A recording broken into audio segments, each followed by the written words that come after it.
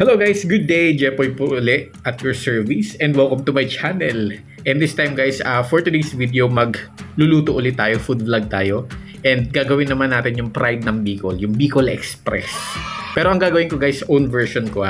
So okay, ma-expect na ito yung yung original. So own version ko lang.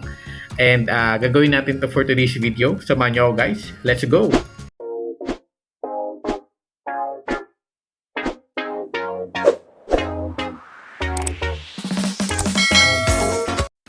First step guys, kuha na tayo ng paglulutuan natin. Lagay na natin dun yung half kilo na baboy. Tapos lagyan natin ng tubig kasi pakukuluan natin muna to.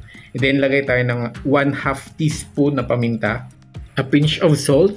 And then maglalagay tayo ng 2 dahon ng bay leaf. And then takpan natin guys kasi pakukuluan natin to para lumambot yung ating karne.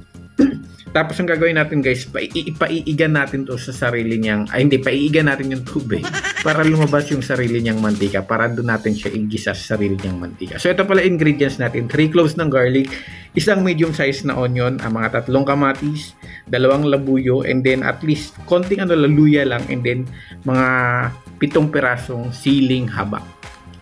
Tapos ayun guys, pag halimbawa nawawalan-wala na ng tubig, check natin kung malambot na, and then patuloy lang natin sa pagpapaiga. And then pag nakita natin na wala ng tubig, hayaan lang natin guys, halo lang natin ng konti, and at that point lumayo-layo ka na kasi pumuputok-putok na yan. Tapos antayin na lang natin siyang magmantika guys. Tapos pag ganyan, ayan, medyo nag-dry up na siya, malapit na yan magkaroon ng mantika. Kaya mas maganda guys, ang bilhin yung baboy is yung medyo may taba para madami-daming mantika yung lalabas nun. Yung nabili ko kasi medyo konting taba lang yung binigay. Sabi ko lagyan ng konting taba, pero yan lang ang binigay. Pero magkakaroon naman to ng kasi may mga taba pa naman kahit papano. So ayan kung makikita nyo, nag-ano na siya, nagmamantika na siya. Tapos hindi na natin to aalisin guys. Etong mga karne, gigilid lang natin, tapos dito na natin siya igigisa. Yung mga ingredients natin, yung bawang, gigisa na natin siya. Tapos pagkatapos ng bawang, pag medyo okay na, lagay na natin yung sibuyas. Then pag medyo maputi-puti na yung sibuyas, lagay na rin natin yung ating luya. And pagkatapos ng luya, sasabay na natin yung ating kamatis. Sa kamatis naman guys, ang ginagawa ko, gusto ko sa kamatis is yung tawag dun, yung namamash na siya.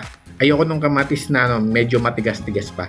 Kaya pinapano ko talaga yan, piniprito ko talaga yan, and then minamash-mash ko yan kasi mas masarap yung may lasa talaga ng kamatis. And ang bango-bango nito guys, kung naamoy nyo lang, alam mo yung yung magkasamang bango ng kamatis tsaka tawag dyan, luya. And pag okay na pala guys, lagay na natin yung 1 cup na alamang. Yung sa alamang guys, linisan nyo. Kasi ang ginagawa ko pala, nililinisan ko yun, and then binabanlawan ko para nawawala ng konti yung kanyang alat. And maglagay ulit tayo ng 1/2 teaspoon na paminta, and then haluin lang natin. And naglagay din ako ng konting seasoning, konti lang, and then lagay na natin yung ating pangalawang pigang kakanggata. 1 cup lang guys. Gradual lang yung paglagay ko para at least matansya natin yung kung kailangan pa bang lagyan ng pang-alat pa o hindi na. Pero 1 cup yung pangalawang kakanggata. And then hayaan lang natin siyang kumulo. Gagawin natin dito, papaigahin din natin to hanggang sa mag-dry ng konti yung pangalawang pigang gata. And pagkatapos ng mag-dry up na yan, saka na natin ilalagay. Papagod ako. Saka na natin ilalagay yung ating unang pigang gata or yung coconut cream. 1 cup din guys. And yun, pakukuluan lang natin to. And sabay na rin natin pala yung ating siling haba. Yung dito sa amin sa Bicol, ganito yung sili. Pero wala akong nakikita nito masyado sa kamay nila kaya sa ibang lugar. Yung gantong sili talaga maanghang. Hindi yung tulad nung siling pangsigang. Ito, maanghang talaga to. And hayaan lang natin siya guys na maiga-iga ng konti kasi medyo masabaw. Pero okay to kasi creamy. Madami yung ating kakanggata. Pero ayan, pag halimbawa kumunti na yung ating kakanggata o etong ating gata na to, pwede natin ilagay yung ating labuyo. And since ang gagawin ko nga ay sarili kong version, so ma-extend pa to kasi maglalagay nga talaga tayo na extender. And habang hinahalo ko pala to, gusto ko pala pasalamatan at mag-thank you na rin talaga sa group ng Katandunganon Worldwide. Taga Katanduanes kami, taga Vera kami, and then taga Albay ako. Thank you so much for cross-posting my vlogs. And yun pala guys, ang sabi ko, magbibigay ako or maglalagay ako ng extender. So, naglalagay ako dito ng Baguio beans. And yun nga, originally guys, yung Bicol Express wala naman talagang ganito. Naglalagay lang ako nito para may gulay, tsaka para parang mas dumami. Pwede nyo namang gawin, pwede namang hindi. Trip ko lang. Kaya nga may own version eh. Tapos ayun, paiiga din natin to hanggang sa maluto ng konti itong ating Baguio beans. Pero akong ginagawa ko, half cook lang para crunchy siya. Tapos pagkatapos nito guys, lalagay na natin yung ating siling labuyo. And yun pala guys, minsan pala naglalagay ako ng konting asukal dito. Pero, depende. Pag halimbawa, medyo maalat talaga siya, naglalagay ng konting asukal. Pero kung hindi naman, matamis na kasi yung kakanggata, kaya okay na yun para sa akin. Ngayon hindi ako naglagay kasi madami yung ating kakanggata. Pag ganito kasi, ang magaling talaga magluto nito yung kapatid ko eh. Nax. For the proud them. So, ayun pala guys.